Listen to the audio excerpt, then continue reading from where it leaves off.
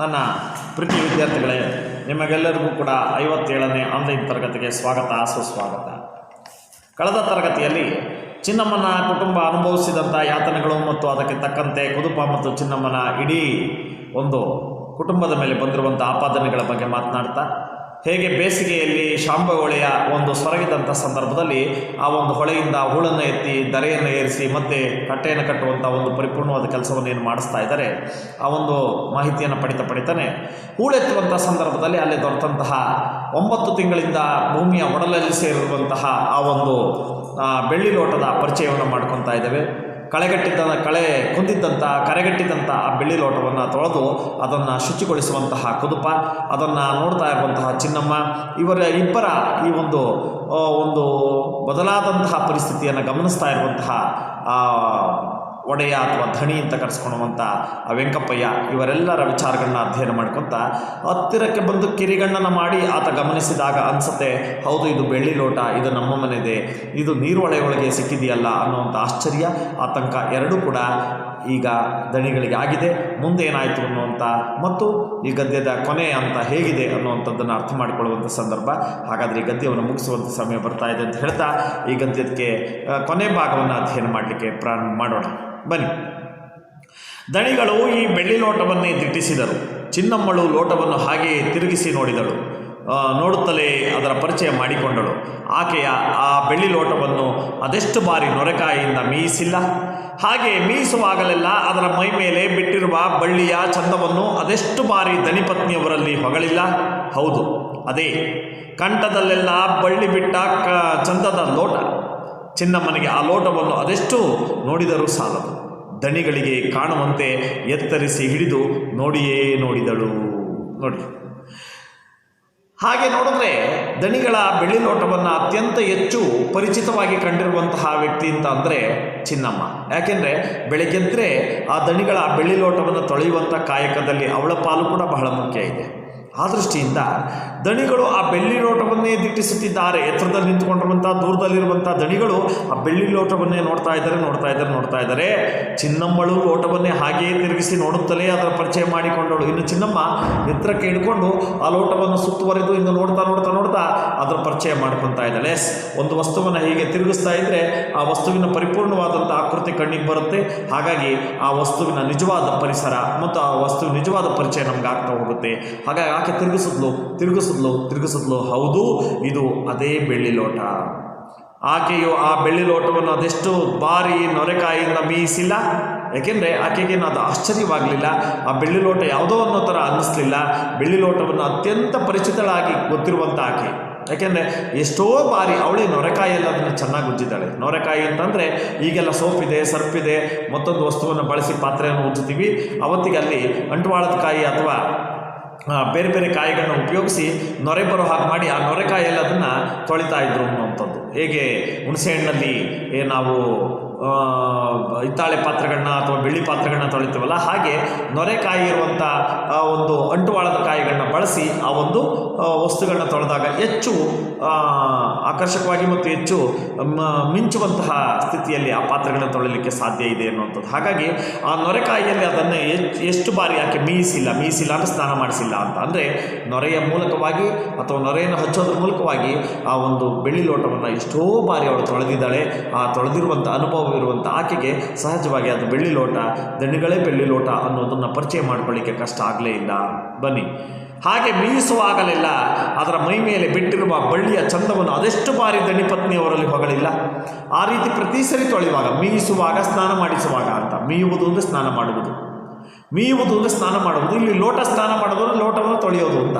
ನೊರೆಯನ್ನು ಹಚ್ಚಿ ಚೆನ್ನಾಗಿ ಅದನ್ನು ಉಜ್ಜಿ ಏನು ನದಿ ನೀರಲ್ಲಿ ತೊಳೆದು ಅದನ್ನು ದಣಿಗಳ ಪತ್ನಿಗೆ ಕೊಡುವಾಗ, ಮೊರೆ ಎಂಥ ಲೋಟ ಅಂತೀರಾ, ಈ ನೊರೆಕಾಯನ್ನು ಉಜ್ಜಿಬಿಟ್ರಂತೂ ಮಿರಿ ಮಿಂಚುತ್ತೆ ಕಣ್ರವ. ಆ ಲೋಟ ನೋಡೋಕ್ಕೆ ಒಂದು ಅಂದ, ಅದ್ರ ಮೇಲಿರುವಂಥ ಬಳ್ಳಿಗಳು, ಅದು ನೋಡುವಂತಹ ಅಂದ ಮತ್ತು ಅದ್ರ ಮೇಲಿರುವಂಥ ಪಕಳೆಗಳು, ಇವೆಲ್ಲ ಎಷ್ಟು ವಿಶೇಷವಾಗಿದೆ ಕಣ್ರವ, ನನಗಂತೂ ಭಾಳ ಮುದ್ದು ಅನಿಸುತ್ತೆ ಕಣ್ರವ ಇದು ಅಂತ ಆ ಒಂದು ಲೋಟದ ಬಗ್ಗೆ ದಣಿಪತ್ನಿಯವರ ಬಳಿ ಅದೆಷ್ಟು ಬಾರಿ ಆಕೆ ಹೊಗಳಿಲ್ಲ. ಅದೆಷ್ಟು ಬಾರಿ ಆ ಹೊಗಳಿಕೆಯನ್ನು ಆ ದಣಿಪತ್ನಿಗಳ ಮುಂದೆ ಆ ಲೋಟದ ಬಗ್ಗೆ ಮಾಡಿಲ್ಲ. ಹಾಗಾಗಿ ಆ ಲೋಟ ಅವಳಿಗೆ ಚಿರಪರಿಚಿತ. ಹೌದು, ಅದೇ ಡ್ಯಾಶ್ ಡ್ಯಾಶ್ ಡ್ಯಾಶ್ ಲೋಟ. ಅವಳಿಗನ್ನಿಸ್ತು ಅದೇ ಲೋಟ ಇದು, ನಾನು 16 ವರ್ಷಗಳಿಂದ ತೊಳಿತಾ ಇರುವ ಮತ್ತು 9 ತಿಂಗಳಿಂದ ಕಳ್ಳರು ಎಂದು ಅಪವಾದ ಕೊಟ್ಟಂಥ ಲೋಟವೇ ಈ ಬೆಳ್ಳಿ ಲೋಟ, ಇದರಲ್ಲಿ ಯಾವ ಅನುಮಾನವೂ ಇಲ್ಲ.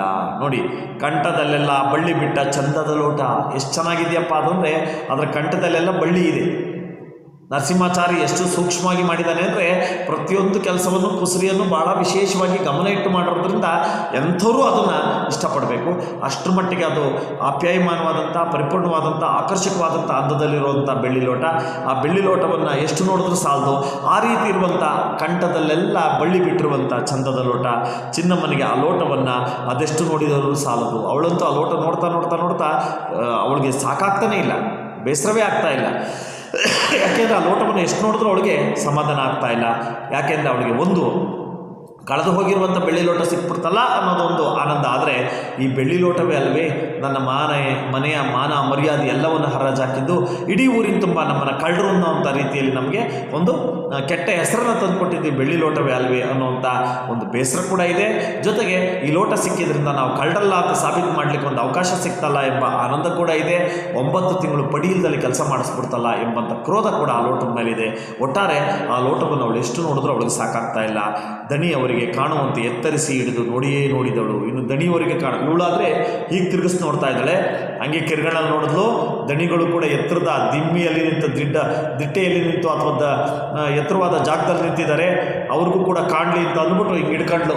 ನೋಡು ಬೆಳ್ಳಿ ಲೋಟವನ್ನು ನೋಡು, ನಾನು ಕದ್ದೆ ಅಂತ ಅಂದೆ, ನಮ್ಮ ಕುಟುಂಬ ಕದ್ದಿತು ಅಂದೆ, ನಮ್ಮ ಕುಟುಂಬವನ್ನು ಕಳ್ಳರು ಅಂದ್ರಿ, ನೋಡಿ ಇದೇ ಹೊಳೆಯಲ್ಲಿ ಬೆಳ್ಳಿ ಲೋಟ ಸಿಕ್ಕಿದೆ ಅಂತ ಗೊತ್ತಾಗಲಿ ಅಂತ ಆ ಲೋಟವನ್ನು ಎತ್ತಿ ತೋರಿಸ್ತಾ ಇದ್ದಾಳೆ. ನೋಡಿ, ಕುದುಪನು ಆ ಬೆಳ್ಳಿ ಲೋಟವನ್ನೇ ಗಮನಿಸುತ್ತಿದ್ದ. ಅವನಿಗಂತೂ ಆ ಲೋಟದ ದರ್ಶನವಾದೊಡನೆ ಬಿಸಿಲಿನಿಂದ ಜೀವ ಕಳೆದುಕೊಂಡಿದ್ದ ದೇಹಕ್ಕೆ ಮತ್ತಷ್ಟು ಹೊಸ ಚೈತನ್ಯ ಬಂದಂತಾಗಿತ್ತು. ನೋಡಿ, ಕುದುಪನಿಗಂತೂ ಆ ಬೆಳ್ಳಿ ಲೋಟವನ್ನು ನೋಡಿದ ತಕ್ಷಣ ನೋಡಿ ಅದನ್ನೇ ಗಮನಿಸ್ತಾ ಇದ್ದಾನೆ. ಆಶ್ಚರ್ಯ, ಅವನು ಅಂದ್ಕೊಂಡೇ ಇರಲಿಲ್ಲ ಇಂಥದ್ದೊಂದು ಲೋಟ ಸಿಗಬಹುದು. ಯಾಕೆಂದರೆ ಅವ್ರ ನಿರೀಕ್ಷೆ ಏನಿತ್ತಪ್ಪ ಅಂದರೆ ಈ ಭಾಳ ಭಯಂಕರವಾಗಿ ಹರಿಯುವಂಥ ಸೆಳೆತವಿರುವಂಥ ಈ ನೀರಿನಲ್ಲಿ ಹಗುರವಾಗಿ ಸ್ವಲ್ಪ ಅಂದರೆ ಈ ಥರ ಹಿತ್ತಾಳೆ ಅಥವಾ ತಾಮ್ರದ ವಸ್ತುಗಳಿಗೆ ಹೋಲಿಸ್ಕೊಂಡ್ರೆ ಬೆಳ್ಳಿ ಹಗುರ ಇರುತ್ತೆ, ಹಗುರವಾಗಿರುವುದರಿಂದ ಕೊಚ್ಕೊಂಡು ಹೋಗ್ಬಿಟ್ಟಿದೆಯೇನೋ ಅನ್ನೋವಂಥ ಅನುಮಾನ ಅವ್ರಿಗಿತ್ತು. ಆದರೆ ವಾಸ್ತವದಲ್ಲಿ ಆ ಬೆಳ್ಳಿ ಲೋಟ ಅಲ್ಲೇ ಉಳಿದಿದೆ ಮತ್ತು ಅದು ಸಿಕ್ಕಿದೆ ಅಂದರೆ ಅದನ್ನು ಕುದುಪ ನಂಬದೇ ಹೋಗುವಂಥ ಪರಿಸ್ಥಿತಿಯಲ್ಲಿದ್ದಾನೆ. ಆಶ್ಚರ್ಯ ಆಗ್ತಾ ಇದೆ ಅವನಿಗೆ. ಆ ಲೋಟವನ್ನೇ ಗಮನಿಸ್ತಾ ಇದ್ದಾನೆ ಮತ್ತು ಆತನಿಗಂತೂ ಆ ಲೋಟದ ದರ್ಶನವಾದೊಡನೆ ಆ ಲೋಟ ಕಣ್ಣಿಗೆ ಕಂಡಿದ ತಕ್ಷಣ ಕನ್ಫರ್ಮ್ ಆಯ್ತಲ್ಲ, ಕಪ್ಪುಗಾಗಿದ್ದ ಲೋಟವನ್ನು ನೀರಲ್ಲಿ ಚೆನ್ನಾಗಿ ತೊಳೆದ ಮೇಲೆ ತನ್ನ ಎಲೆ ವಸ್ತ್ರ, ತಲೆಗೆ ಸುತ್ತಕೊಳ್ಳುವಂಥ ಒಂದು ವಸ್ತ್ರ ಇತ್ತಲ್ಲ ಅಂದರೆ ಟವಲ್ಲು, ಆ ಟವಲ್ಲಿಂದ ಆ ಲೋಟವನ್ನು ಚೆನ್ನಾಗಿ ತೊಳೆದು ಒರೆಸಿದ ಮೇಲೆ ಆ ಲೋಟಕ್ಕೊಂದು ಅಂದ ಬಂದು ಬೆಳ್ಳಗಾದ್ಮೇಲೆ ಆತನಿಗೆ ಅನ್ನಿಸ್ತಾ ಇದೆ, ಈ ಬೆಳ್ಳಿ ಲೋಟದಿಂದ ನಮ್ಮ ಬದುಕಿನ ಎಲ್ಲ ಸಮಸ್ಯೆಗಳು ದೂರ ಆಯಿತು. ನೋಡಿ, ಹಾಗಾಗಿ ಆ ಲೋಟದ ದರ್ಶನವಾದೊಡನೆ ಬಿಸಿಲಿನಿಂದ ಜೀವ ಕಳೆದುಕೊಂಡಿದ್ದ. ಇನ್ನೇನು ಬಿದ್ದೇ ಹೋಗ್ಬಿಡ್ತಾನೆ, ಕುಸ್ತೇ ಹೋಗ್ಬಿಡ್ತಾನೆ, ಮಣ್ಣು ತುಂಬಕ್ಕೆ ಶಕ್ತಿನೇ ಇಲ್ಲ. ಆತ ಮಣ್ಣು ತುಂಬಕ್ಕಾಗ್ದಲೇ ಮಣ್ಣೊಳಗೆ ಬಿದ್ದು ಹೋಗ್ಬಿಡ್ತಾನೆ ಅನ್ನುವಂಥ ಆತಂಕದಲ್ಲಿ ಇರುವಂಥ ಸ್ಥಿತಿಯಲ್ಲಿ ಕೆಲಸ ಮಾಡ್ತಾ ಇದ್ದ ಆತ. ಯಾಕೆಂದರೆ ಮೇಲೆ ದಗದಗ ಉರಿಯುವ ಸೂರ್ಯ, ಕೆಳಗಡೆ ದಗದಗ ಉರಿಯುವಂತಹ ಮಣ್ಣು, ಆ ಮಣ್ಣೊಳಗೆ ಹೂಳು ತುಂಬೋದು, ಅಲ್ಲಿ ನೆರಳಿಲ್ಲ, ನೆಮ್ಮದಿ ಇಲ್ಲ, ಕೂತ್ಕೊಳ್ಳಿಕ್ಕೆ ವಿಶ್ರಾಂತಿ ತಗೊಳ್ಳೋಕ್ಕೆ ಸಮಯ ಇಲ್ಲ ಮತ್ತು ಅವಕಾಶ ಕೂಡ ಇಲ್ಲ. ಇಂಥದ್ದೊಂದು ಪರಿಸ್ಥಿತಿಯಲ್ಲಿ ತನ್ನ ಇಡೀ ದೇಹದ ಅಷ್ಟು ಶಕ್ತಿಯನ್ನು ಒಂದುಗೂಡಿಸಿ ಕೆಲಸ ಮಾಡ್ತಾ ಇದ್ದಂಥ ಆತನಿಗೆ ಯಾವಾಗ ಬೆಳ್ಳಿ ಲೋಟದ ದರ್ಶನವಾಯಿತೋ ಆ ದರ್ಶನವಾಗಿದ ತಕ್ಷಣ ತನ್ನ ಮೈಯಲ್ಲಿ ಹೊಸ ಚೇತನ ಬಂದಂತಾಯಿತು. ಅವನಿಗೆ ಆಯಾಸ ಎಲ್ಲ ಹೊರಟೋಗ್ಬಿಡ್ತು. ಯಾಕೆಂದರೆ 9 ತಿಂಗಳ ತಮ್ಮ ಅನಿಷ್ಟ ಇವತ್ತಿಗೆ ಬಗೆಹರಿತಾ ಇದೆ ಹಾಗೆ ಅಂತ ನೋಡಿ. ಹಾಗಾಗಿ ಚೈತನ್ಯ ಬಂದಂತಾಗಿತ್ತು. ನೆತ್ತಿ ಮೇಲೆ ಬಿಸಿಲು ಕಾರುತ್ತಿದ್ದ ಸೂರ್ಯ ಇನ್ನಷ್ಟು ಬೇಕಿದ್ದರೆ ಕಾರಲ್ಲಿ ಎಂಬ ಉಡಾಫೆಯು ಆತನಲ್ಲಿ ಮೈದಳೆದಿತ್ತು. ನೆತ್ತಿ ಮೇಲೆ ತಗ ಅಂತ ಉರಿತಾ ಇರುವಂಥ ಸೂರ್ಯನ ಬಗ್ಗೆ ಇಬ್ಬರಿಗೂ ಬೇಸರ ಇತ್ತು. ಅಯ್ಯೋ ಯಾಕಪ್ಪ ನಮ್ಮ ಸುಡ್ತೀಯಾ, ಬಡವ್ರನ್ನ ಕಂಡ್ರೆ ಯಾಕೋ ನಿನ್ಗೆ ಹೊಟ್ಟೆ ಉರಿ, ನಾವಿಂಥ ಕೆಲಸ ಮಾಡುವಾಗಿಂಥ ಬಿಸಿಲಿನಲ್ಲಿ ಹೆಂಗಪ್ಪ ಕೆಲಸ ಮಾಡೋಣ ಅಂತ ಸೂರ್ಯನ ಬೈಕೊಂಡು ಕೆಲಸ ಮಾಡ್ತಾ ಇದ್ದಂಥ ಕುದುಪ ಈಗ ಉರಿಯೋ ಅದೆಷ್ಟು ರೀತಿಯ ಉರಿ, ನೀನೆಷ್ಟು ಉರಿದ್ರೂ ನನಗೇನು ಚಿಂತೆ ಇಲ್ಲ. ಯಾಕೆ ಅಂದರೆ ನಮ್ಮ ಈ ಅನಿಷ್ಟ ಇವತ್ತಿಗೆ ಕಳಿತು, ಬೆಳ್ಳಿ ಲೋಟ ಇವತ್ತು ಸಿಕ್ತು ಅನ್ನುವಂಥ ಉಡಾಫೆ. ಅಂದರೆ ಸೂರ್ಯನೇ ನೀನು ಉಗುಳ್ತಾ ಇರುವ ಬೆಂಕಿಯನ್ನು ಇನ್ನೂ ಜೋರಾಗಿ ಉಗುಳು, ನನಗೇನು ತೊಂದರೆ ಇಲ್ಲ, ನಾನೇನು ಅದ್ರ ಬಗ್ಗೆ ತಲೆ ಕೆಡಿಸ್ಕೊಳ್ಳೋದಿಲ್ಲ, ಅದೇನಾಗುತ್ತೋ ಆಗಲಿ, ಹಾಗಾಗಿ ನಿನ್ನ ಈ ಬಿಸಿಲಿಗೆ ನಾನು ಜಗ್ಗುವುದಿಲ್ಲ ಎಂಬಂಥ ಹುಂಬತನ. ಅಂದರೆ ಆ ಕ್ಷಣಕ್ಕೆ ಉದ್ವೇಗ, ಆ ಕ್ಷಣಕ್ಕೆ ಆಗ್ತಾ ಇರುವಂಥ ಅವನಿಗೆ ಉದ್ವೇಗದ ವಿಚಾರವನ್ನು ಭಾಳ ಸೂಕ್ಷ್ಮವಾಗಿ ನಮ್ಮ ಲೇಖಕರು ಹೇಳ್ತಾ ಇದ್ದಾರೆ. ಉಡಾಫೆ ಅವನಲ್ಲಿ ಮೈದಳೆದು ಬಂದಂತಿತ್ತು. ನೋಡಿ, ಆಗಿದ್ದಾಗಲಿ ಸೂರ್ಯ ಇನ್ನೂ ಎಷ್ಟು ಬಿಸಿಲು ಕೊಡ್ತಾನೆ ಕೊಡಲಿ, ಅವನ ಬಿಸಿಲಲ್ಲೇ ನಾನು ಕೆಲಸ ಮಾಡ್ತೀನಿ. ಯಾಕೆ ಅಂದರೆ ಇವತ್ತಿಗೆ ನಮ್ಮ ಅನಿಷ್ಟ ದೂರವಾಯಿತು, ನಮ್ಮ ಸಮಸ್ಯೆಗಳು ದೂರವಾಯಿತು. ನಮ್ಮ ಸಾಮಾಜಿಕವಾಗಿ ನಮ್ಗೆ ಆಗಿರುವಂಥ ಒಂದು ದೊಡ್ಡ ಅನಾಹುತ ಇವತ್ತಿಗೆ ತಪ್ಪಿ ಹೋಯಿತು. ಹಾಗಾಗಿ ಸೂರ್ಯನ ಬಿಸಿಲಿಗೆ ನಾನು ಹೆದರುವುದೇ ಇಲ್ಲ ಎಂಬಂಥ ಕುಂಭತನವನ್ನು ಆತನಲ್ಲಿ ನಾವು ಕಾಣ್ತಾ ಇದ್ದೇವೆ. ಆತ ಚಿನ್ನಮ್ಮನ ಕೈಯಲ್ಲಿದ್ದ ಬೆಳ್ಳಿ ಲೋಟವನ್ನೊಮ್ಮೆ ದಣಿಯವರ ಪರಿಧಿಗೆ ಒಪ್ಪಿಸಲು ಕಾತರನಾಗಿ ಆ ಲೋಟವನ್ನು ಚಿನ್ನಮ್ಮನಿಂದ ತನ್ನ ಕೈಗೆ ಹಸ್ತಾಂತರಗೊಳ್ಳುವ ಕ್ಷಣಕ್ಕಾಗಿ ಕಾಯುತ್ತಿದ್ದ. ಆತನ ಉತ್ಸಾಹ ಏನಪ್ಪ ಅಂತಂದರೆ ಅದೆಷ್ಟು ಬೇಗ ಚಿನ್ನಮ್ಮನ ಕೈಯಲ್ಲಿರುವಂಥ ಲೋಟ ನನ್ನ ಕೈಗೆ ಬರುತ್ತೆ. ಆ ನನ್ನ ಕೈಗೆ ಬಂದಂಥ ಲೋಟವನ್ನು ನಾನು ತೆಗೆದುಕೊಂಡು ಹೋಗಿ ದಣಿಗಳಿಗೆ ಕೊಡ್ತೇನೆ. ದಣಿಗಳಿಗೆ ಕೊಟ್ಟಾಗ ಆ ದಣಿಗಳು ಅದನ್ನು ತಗೊಂಡು ನಮ್ಮನ್ನು, ಅಯ್ಯೋ ಕ್ಷಮಿಸ್ಬಿಟ್ರೋ, ನಾನು ನಿಮ್ಗೆ ಅನ್ಬಾರ್ದು ಅಂದ್ಬಿಟ್ಟೆ, ನೀರೊಳಗೆ ಸಿಕ್ಬಿಡ್ತಲ್ಲಪ್ಪ, ನಾನು ನೀವು ಕದ್ದಿದ್ದೀರಾ ಅಂತ ಅಂದ್ಕೊಂಡಿದ್ದೆ ಕಣೋ ಅಂತ ಹೇಗೆ ಅವತ್ತು ನಮ್ಮನ್ನು ಸಮಾಧಾನವಾಗಿ ಇದು ಮಾಡ್ತಾರೆ ಅನ್ನುವಂಥ ನಿರೀಕ್ಷೆಯನ್ನು ಇಟ್ಕೊಂಡಿರುವಂಥ ಆತ ಆದಷ್ಟು ಬೇಗ ಚಿನ್ನಮ್ಮನ ಕೈಯಿಂದ ಲೋಟ ತನ್ನ ಕೈಗೆ ಬರಲಿ ಅಂತ ಕಾಯ್ತಾ ಇದ್ದಾನೆ. ಆ ತನ್ನ ಕೈಗೆ ಬಂದಿದ ತಕ್ಷಣ ಅದನ್ನು ದಣಿಗಳಿಗೆ ಒಪ್ಪಿಸ್ಬಿಡಬೇಕು ಎಂಬಂಥ ಕಾತುರದಲ್ಲಿ ಆತ ಇದ್ದಾನೆ. ಆ ದಣಿಗಳಿಗೆ ಒಪ್ಪಿಸೋದ್ರಿಂದ ಆತನಿಗಾಗಿರುವಂಥ ಸಮಸ್ಯೆ ಏನಿದೆ, ಆ ಒಂದು ಸಮಸ್ಯೆಯಿಂದ ಆತ ತನ್ನನ್ನು ತಾನು ಬಿಡಿಸಿಕೊಳ್ಳುವಂತಹ ಒಂದು ಹವಣಿಕೆಯಲ್ಲಿದ್ದಾನೆ. ಅಂದರೆ ಈ ತಪ್ಪು ನಮ್ಮದಲ್ಲ, ನಾವು ಕಳ್ಳರಲ್ಲ, ಕಳ್ತನ ಮಾಡೋದು ನಮಗೆ ಬಂದಿಲ್ಲ, ಹಾಗಾಗಿ ನಮ್ಮನ್ನು ಅರ್ಥ ಮಾಡ್ಕೊಳ್ಳಿ, ಈ ದಣಿಗಳ ಈ ಲೋಟ ನೀರೊಳಗೆ ಸಿಕ್ತು, ನಾಳೆ ಯಾವನಾದರೂ ಎದುರುಗಡೆ ಸಿಕ್ಕೇನಿಲ್ಲ ಹಾಕೋದಪ್ಪ, ದಣಿಗಳ ಲೋಟನೇ ಇಲ್ಲ ಅನ್ನಿಸ್ಬಿಟ್ರಂತೆ ಅಂದರೆ ಮುಚ್ಚ್ರಿ ಬಾಯಿ. ಕೇಳ್ರಿ ಬೇಕಾರೆ, ದಣಿಗಳು ನೆನ್ನೆ ಅಲ್ಲೇ ನಿಂತಿದ್ರು, ಅಲ್ಲೇ ಲೋಟ ಸಿಕ್ಕ ಲೋಟವನ್ನು ಅವ್ರಿಗೆ ಒಪ್ಸಿದ್ದೀವಿ, ನಾವೇನು ಲೋಟವನ್ನು ಕದ್ಕೊಂಡು ಏನು ಮಾಡೋದೈತೆ, ನಾವು ಸ್ವಾಭಿಮಾನ ಬದುಕೋರು ಅಂತ ಕಳ್ತಾನೆ ಇಲ್ಲ ನಮ್ಮ ಲೈಫ್ಗಲ್ಲ ಅಂತ ನಾನು ಅವ್ರ ಮುಂದೆ ಮಾತಾಡ್ಬೋದಲ್ಲ ಅಂಥ ಒಂದು ಧೈರ್ಯಕ್ಕೆ, ಅಂಥ ಒಂದು ಅವಕಾಶಕ್ಕೆ ಕಾಯ್ತಾ ಇರುವಂಥ ಕುದುಪ ತನ್ನ ಹೆಂಡತಿಯಾದ ಚಿನ್ನಮ್ಮನ ಕೈಯಲ್ಲಿರುವಂಥ ಲೋಟ ಅದೆಷ್ಟು ಬೇಗ ತನ್ನ ಕೈಗೆ ಬರುತ್ತೆ. ಅವಳಂತೂ ನೋಡ್ತಾವಳೆ, ತೋರಿಸ್ತಾವಳೆ. ಆ ಲೋಟ ಅದೆಷ್ಟು ಬೇಗ ನನ್ನ ಕೈಗೆ ಬಂದು ಆ ಲೋಟವನ್ನು ನಾನು ಎಷ್ಟು ಬೇಗ ದಣಿಗಳಿಗೆ ಒಪ್ಪಿಸ್ಬಿಡ್ತೀನೋ ಎಂಬಂಥ ಕಾತುರನಾಗಿ ಚಿನ್ನಮ್ಮನ ಕೈಯಲ್ಲಿರುವಂಥ ಲೋಟ ಹಸ್ತಾಂತರಗೊಳ್ಳುವುದ ಕ್ಷಣಕ್ಕಾಗಿ ಕಾಯುತ್ತಿದ್ದ. ಅವಳ ಕೈಯಿಂದ ಲೋಟ ನನ್ನ ಕೈಗೆ ಬರುತ್ತೆ ಅಂತ ಕಾಯ್ತಾವನೆ. ಬನ್ನಿ, ಹಾಗೆ ಕಾಯುವ ಪ್ರತಿಕ್ಷಣವೂ ಆತನಿಗೆ ಅತಿ ದೀರ್ಘವಾಗಿ ಪರಿಣಮಿಸತೊಡಗಿತ್ತು. ಕ್ಷಣಕ್ಕೂ ಆತನ ಚಡಪಡಿಕೆ ಏರುತ್ತಿದ್ದರೂ ಆ ಬಗ್ಗೆ ಚಿನ್ನಮ್ಮನಿಗೆ ಲಕ್ಷ್ಯವಿಲ್ಲ. ನೋಡಿ, ಹಾಗೆ ಕಾಯುವ ಪ್ರತಿಕ್ಷಣವೂ ಅವನಿಗೆ ದೀರ್ಘವಾಗಿ ಪರಿಣಮಿಸಿತ್ತು. ಯಾಕೆಂದರೆ ಆದಷ್ಟು ಬೇಗ ಆಗ್ಬಿಡ್ಬೇಕು. ನಿಮಗೆ ಗೊತ್ತಿರಲಿ, ಸಮಯವಿಲ್ಲದಲ್ಲೇ ಕಾಯುವಾಗ ಟೈಮ್ ಹೋಗೋದೇ ಗೊತ್ತಾಗಲ್ಲ. ಯಾರೋ ಒಬ್ಬನ ಉದ್ದೇಶಪೂರ್ವಕವಾಗಿ ಕಾಯುವಾಗ ಟೈಮ್ ಹೋಗೋದೇ ಇಲ್ಲ.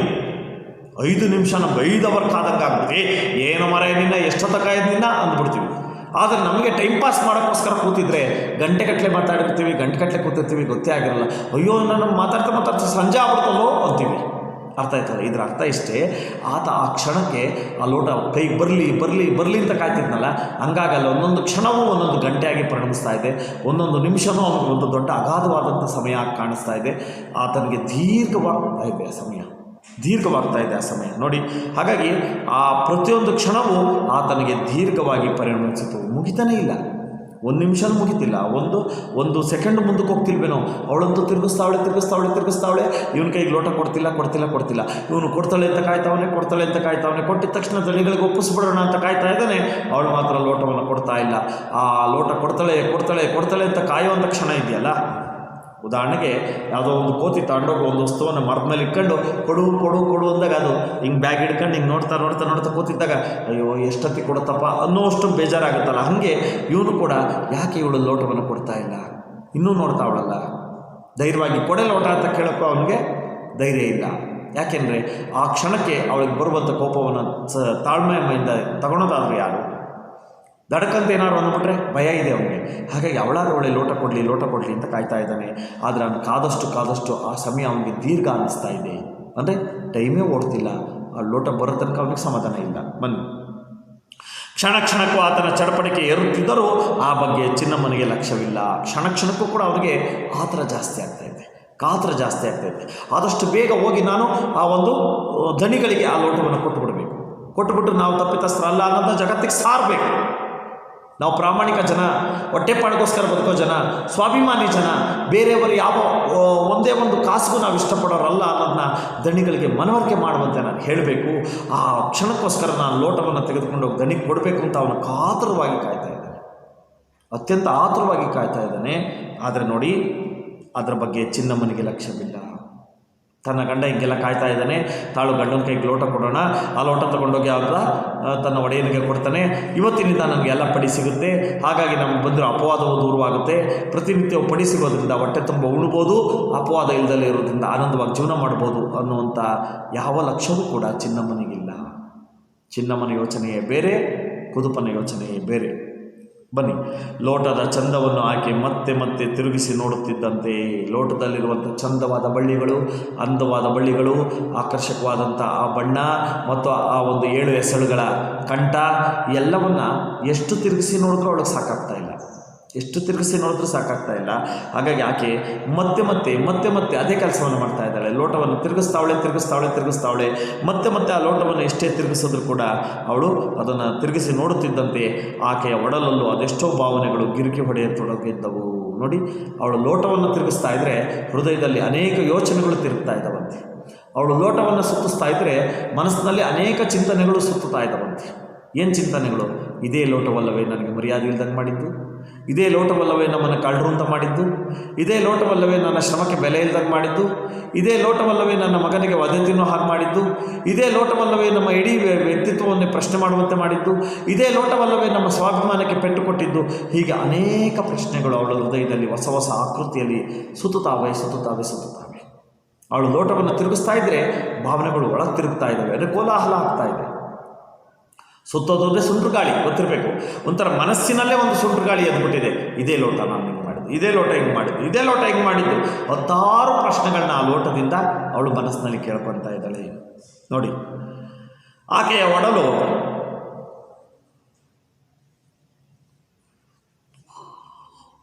ನೋಡಿ, ಲೋಟದ ಆಕೆ ಮತ್ತೆ ಮತ್ತೆ ತಿರುಗಿಸಿ ನೋಡುತ್ತಿದ್ದಂತೆ ಆಕೆ ಒಡಲಲ್ಲಿ ಅದೆಷ್ಟೋ ಭಾವನೆಗಳು ಗಿರ್ಕಿ ಹೊಡೆಯತೊಡಗಿದ್ದವು. ಇದೇ ಲೋಟವಲ್ಲವೇ ತನ್ನ ಬೆವರಿನ ಬೆಲೆ ಕಳೆದದ್ದು? ಏನವಳು ಪ್ರಶ್ನೆ?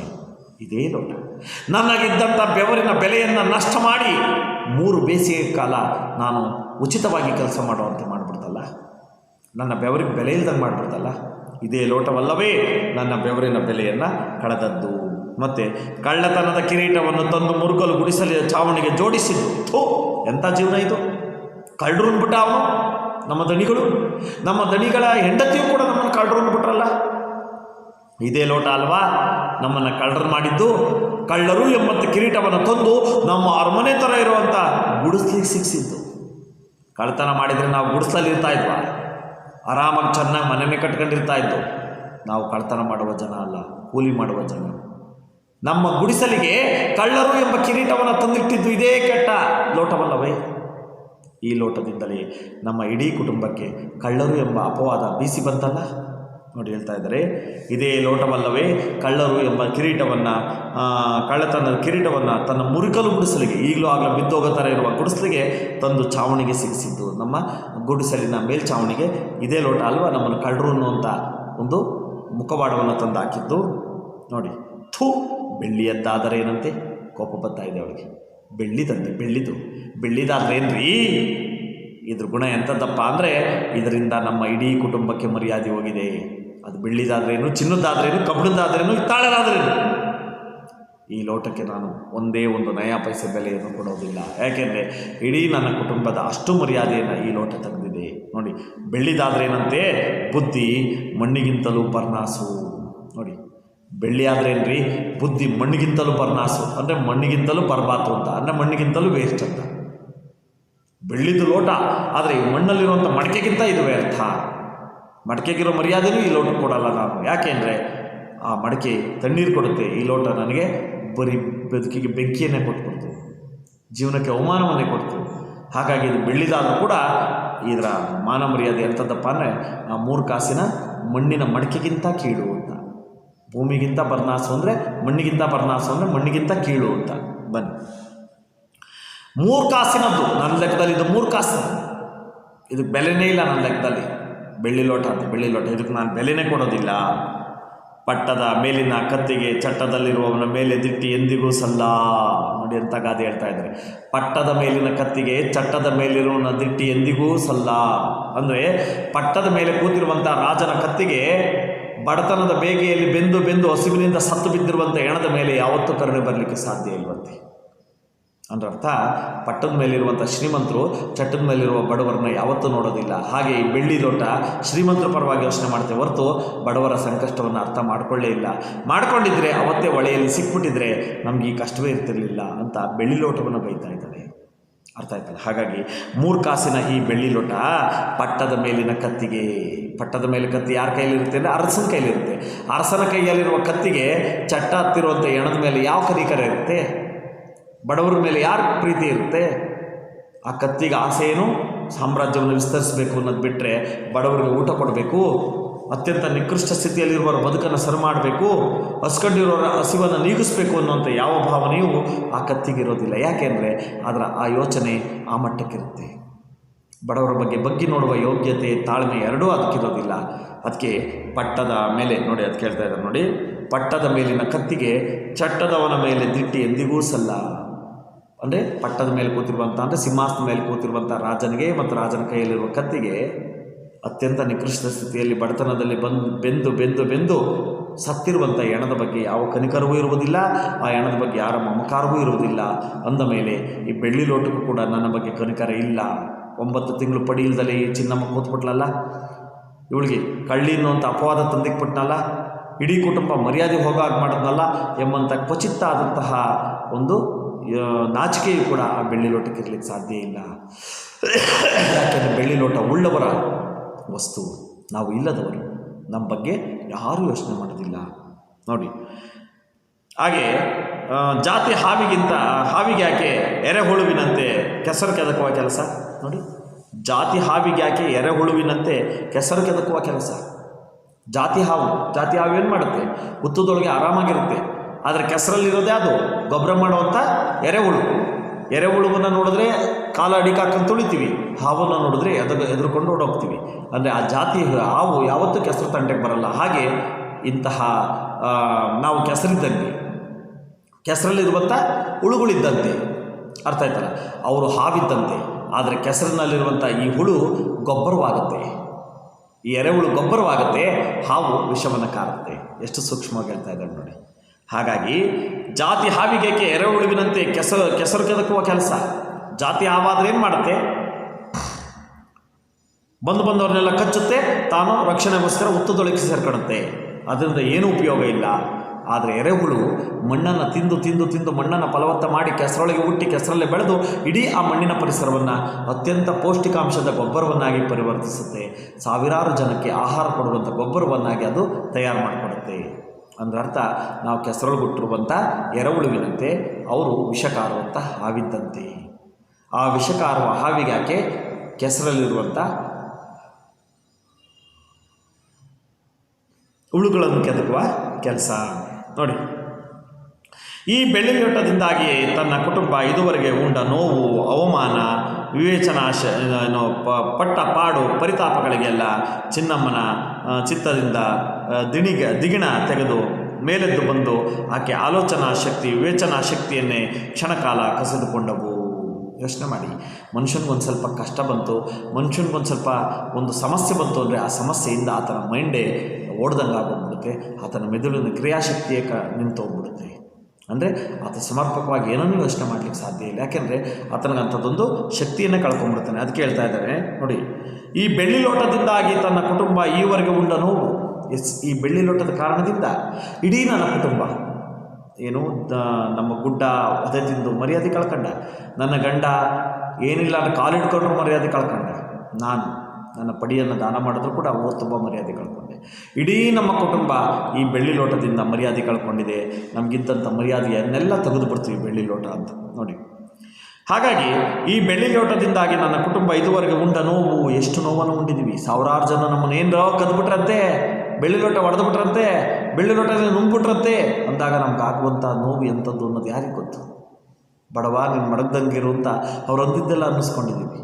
ವಾಸ್ತವದಲ್ಲಿ ನಾವು ಕದ್ದಿಲ್ಲ ಅನ್ನೋದು ಈಗ ದಣಿಗಳಿಗೆ ನೇರವಾಗಿ ಗೊತ್ತಾಗಿದೆ. ಬನ್ನಿ, ಹಾಗಾಗಿ ತಾವು ಉಂಡ ನೋವು, ಅವಮಾನ, ಇಡೀ ಊರು ನಮಗೆ ತೋರಿಸುವಂಥ ಕೆಟ್ಟ ನೋಟ, ಕಳ್ಳರಂತೆ ಎಂಬಂಥ ಅವಮಾನ ಮತ್ತು ಪಟ್ಟಪಾಡು ಪಟ್ಟ ಪಾಡು, ನಾವು ಅನುಭವಿಸಿದ ಸಂಕಟ, ನಮ್ಮ ಹೃದಯದಲ್ಲಾದಂಥ ಒತ್ತಡ, ನಮ್ಮ ಮನಸ್ಸಿಗಾದಂಥ ಆಘಾತ, ನಾವು ಪಟ್ಟಂಥ ಅನಿಷ್ಟಗಳ ಪಾಡು, ಈ ಎಲ್ಲವೂ ಕೂಡ ಈ ಪರಿತಾಪಗಳು ನಾವು ಅನುಭವಿಸಿದ ಸಂಕಟಗಳು, ನೋವುಗಳು, ದುಃಖಗಳು, ಅವಮಾನಗಳು. ಈ ಪರಿತಾಪಗಳೆಲ್ಲ ಚಿನ್ನಮ್ಮನ ಚಿತ್ತದಿಂದ ದಿಗಣ ತೆಗೆದು ಮೇಲೆದ್ದು ಬಂದು ಇಡೀ ಚಿನ್ನಮ್ಮನ ಚಿತ್ತ ಅಂದರೆ ಚಿನ್ನಮ್ಮನ ಯೋಚನೆಯಿಂದ, ಚಿನ್ನಮ್ಮನ ಮನಸ್ಸಿನಿಂದ ದಿಗಣ ತೆಗೆದು, ಅಂತ ಅಂದರೂ ಅದು ಅದನ್ನು ನಿಯಂತ್ರಣ ಮಾಡಲಿಕ್ಕೆ ಹಾಕಿರುವಂತಹ ಒಂದು ಚಿಲಕವನ್ನು ತೆಗೆದು ದಬ್ಬಂತ ನುಗ್ಗವೆ ಅಂತ, ಬಾಗಿಲು ತೆಗೆದು ನುಗ್ಗುವಂತವಲ್ಲ, ಬಾಗಿಲು ಬುದೂರಂತ ತಕ್ಕ ನುಗ್ಬಿಟ್ಟು ಅಂತ ಆ ರೀತಿ ದಿಗಣ ತೆಗೆದು ಅಂದರೆ ಅದರ ಆಳದಿಂದ ಚಿಮ್ಮುತ್ತ ಬರ್ತಾ ಇದ್ದಾವೆ ಈಚೆಗೆ ಅವಳ ಭಾವನೆಗಳು. ಅಂದರೆ ತಾನು ಪಟ್ಟಿರುವ ಎಲ್ಲ ಕಷ್ಟಗಳನ್ನ, ತಾನು ಅನುಭವಿಸಿರುವ ನೋವನ್ನು, ಸಂಕಟವನ್ನು ಆಕೆ ನಿವಾರಿಸಿಕೊಳ್ಳುವಂಥ ಕಾಲಘಟ್ಟ ಬರ್ತಾ ಇದೆ. ಹೇಗೆ ಬರ್ತಾ ಇದೆಯಪ್ಪ ಅಂತ ಆ ಅಂತರಂಗದಲ್ಲಿ ಒದಗಿರುವಂಥ ಆ ಭಾವನೆಗಳೆಲ್ಲ ಹೊರ ಹೊಮ್ತಾ ಇದ್ದಾವೆ ನೋಡಿ, ಆಚೆಗೆ ಬರ್ತಾ ಇದ್ದಾವೆ. ದಿಗಣ ತೆಗೆದು ಬಂದು ಒಮ್ಮೆಲೆ ಆಕೆಯ ಆಲೋಚನಾ ಶಕ್ತಿ, ವಿವೇಚನಾ ಶಕ್ತಿ ಕ್ಷಣಕಾಲ ಕಸಿದುಕೊಂಡವು. ಅವಳ ಆಲೋಚನೆ ಮತ್ತು ವಿವೇಚನೆ ಯೋಚನೆ ಮಾಡಬೇಕಿತ್ತು ಅವಳು. ಹೌದು, ದಣಿಗಳ ಬೆಳ್ಳಿ ಲೋಟವನ್ನು ವಾಪಸ್ ಕೊಟ್ಟರೆ ನನಗೇನಾಗುತ್ತೆ, ಆ ಲೋಟದಿಂದ ನಮಗೆ ಎಷ್ಟು ಅನುಕೂಲ ಆಗುತ್ತೆ. ಇವತ್ತು ದಣಿಗಳು ನಿಂತು ನೋಡಿರೋದ್ರಿಂದ ಖಂಡಿತವಾಗಿಯೂ ಅವರು ನಮ್ಮನ್ನು ಕಳ್ಳರು ಅಂತ ಕರೆಯಲಿಕ್ಕೆ ಸಾಧ್ಯ ಇಲ್ಲ. ಅಷ್ಟೇ ಅಲ್ಲ, ಆ ಮೂಲಕವಾಗಿ ಇಡೀ ಜಗತ್ತಿಗೆ ನಾವು ಕಳ್ಳರಲ್ಲ ಅಂತ ತೋರಿಸ್ಕೊಡ್ಲಿಕ್ಕೆ ಇವತ್ತು ಸಾಕ್ಷಿ ಸಿಕ್ಕಿದೆ. ಈ ಎಲ್ಲ ಆಲೋಚನೆಗಳು ಕೂಡ ಅವಳ ವಿವೇಚನಾ ಶಕ್ತಿಯನ್ನು, ಆಲೋಚನಾ ಶಕ್ತಿಯನ್ನು ಕಸಿದುಕೊಂಡವು. ಅವಳಿಗೆ ಅರ್ಥ ಆಗ್ತಾ ಇಲ್ಲ, ನಾನೇನು ಮಾಡ್ತಾ ಇದ್ದೀನಿ, ನಾನೇನು ಮಾಡಬೇಕು. ನನ್ನ ಗಂಡ ನೋಡಿದ್ರೆ ಲೋಟಕ್ಕೋಸ್ಕರ ಕಾಯ್ಕೊಂಡು ನಿಂತವನೇ, ನಾನು ನೋಡಿದ್ರೆ ಲೋಟ ಹಿಡ್ಕೊಂಡು ನಿಂತಿದ್ದೀನಿ. ಹಾಗಾದರೆ ಈ ಲೋಟವನ್ನು ನನ್ನ ಗಂಡನಿಗೆ ಒಪ್ಪಿಸ್ಬಿಟ್ಟು ನಾನು ಹೋಗ್ಬಿಟ್ಟು, ನೋಡಿ ಸ್ವಾಮಿ ನಾವು ಕದ್ದಿಲ್ಲ ಅಂತ ಹೇಳ್ಬಿಡೋಣ, ನಮಗಾಗಿರುವ ಸಂಕಟ, ನಮಗಾಗಿರೋ ನೋವು, ನಮಗಾಗಿರೋ ಅವಮಾನಕ್ಕೆಲ್ಲ ಪರಿಹಾರ ಕೇಳೋಣ. ಆ ರೀತಿ ಹೋಗಿ ದೈನ್ಯದಿಂದ ಪರಿಹಾರ ಕೇಳಿದ್ರೆ ನಮ್ಮ ವ್ಯಕ್ತಿತ್ವಕ್ಕೆ ಕುಂದಾಗುವುದಿಲ್ಲವೇ? ಕೈ ಕಟ್ಟಿ ತಲೆ ಬಗ್ಗಿಸಿ ನಿಲ್ಲುವುದು ಅವಮಾನ ಅಲ್ಲವೇ? ಈಗ ನಾನು ಕದ್ದಿಲ್ಲ ಅನ್ನೋದು ಎಷ್ಟು ಸತ್ಯವೋ ಹಾಗೆ ಅವರ ಹತ್ರ ತಲೆ ಬಗ್ಗಿಸಿ ನಿಲ್ಲಬಾರ್ದು ಎಂಬುದು ಅಷ್ಟೇ ಸತ್ಯ. ಛಲ ಬಂದ್ಬಿಡ್ತು ಚಿನ್ನಮ್ಮನಿಗೆ ನೋಡಿ. ಹಾಗಾಗಿ ಆಕೆ ಆಲೋಚನಾ ಶಕ್ತಿ, ವಿವೇಚನಾ ಶಕ್ತಿ, ವಿವೇಚನೆ ಏನು ಮಾಡಬೇಕು, ಏನು ಮಾಡಬಾರ್ದು, ಆಲೋಚನಾ ಶಕ್ತಿ, ಮುಂದೆ ಏನು ಮಾಡಬೇಕು, ಎಲ್ಲವೂ ಕೂಡ ಕ್ಷಣಕಾಲ ಕಸಿದುಕೊಂಡವು. ಎಲ್ಲವನ್ನೂ ಕೂಡ ಆ ಎಲ್ಲ ಭಾವನೆಗಳು ಮುಚ್ಚೋಗ್ಬಿಟ್ಟಿದ್ದಾವೆ. ಅವಳು ಏನು ಮಾಡಬೇಕು ಅನ್ನೋದೇ ಗೊತ್ತಾಗ್ತಿಲ್ಲ ಅವಳಿಗೆ. ಆ ರೀತಿ ಮೆದುಳು ಮತ್ತು ಮನಸ್ಸು ಎಲ್ಲ ಕೂಡ ಸುಪ್ತವಾಗ್ಬಿಡ್ತು, ನಿಂತು ಹೋಗ್ಬಿಡ್ತು. ಆಗ ನಾವು ಅಪರಾಧವನ್ನು ಅಥವಾ ಅವಘಡವನ್ನು ಮಾಡ್ತೇವೆ ಅಂತ. ಏನದು ನೋಡೋಣ ಬನ್ನಿ.